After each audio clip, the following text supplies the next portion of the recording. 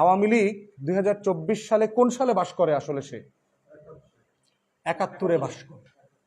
তার দেখবেন যে আপনি তাকে যখন যে বিষয়ে বলেন যে আপনার এখানে মিরগঞ্জে একটা ফেরি দরকার, সে বলবে 1971 সালে মুক্তিযুদ্ধে আমি এটা করছি সেটা করছি। আপনি তাকে বলবেন যে বাংলাদেশে 40 লক্ষ মানুষ বেকার আছে, তখন সে বলবে যে আমি স্বাধীনতা যুদ্ধে নেতৃত্ব দিয়েছি, 30 লক্ষ মানুষ মারা গেছে। আপনি তাকে যে আই বলেন, দিন শেষে আপনারা খালি বলবে 71-এ সে কি করছে। আবার আরেক দলকে যদি জিজ্ঞেস করেন, সেও আপনাকে দেখবেন বাংলাদেশের সবচেয়ে সফল রাষ্ট্রপতি, সবচেয়ে ভালো মানুষ যিনি ছিলেন, দেশ চালাইছেন, শহীদ প্রেসিডেন্ট জিয়াউর রহমানের নাম বলবে। তো এখন শহীদ প্রেসিডেন্ট জিয়াউর রহমান অনেক ভালো মানুষ ছিলেন, আল্লাহ রসুলও তো অনেক ভালো মানুষ ছিলেন না? দুনিয়ার সবচেয়ে ভালো মানুষ না?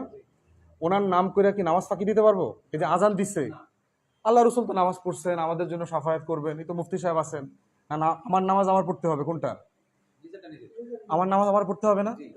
শহীদ প্রেসিডেন্ট জিয়াউর রহমান, শেখ মুজিবুর রহমান, ওনার জমানাতে উনি ভালো কাজ করছেন। 2024-25 সালে ওইটা দিয়ে আমি কি করব? আমাকে তো একটা আমার কাজ করতে হবে না? আমার রাজনীতির কথা বলতে হবে না?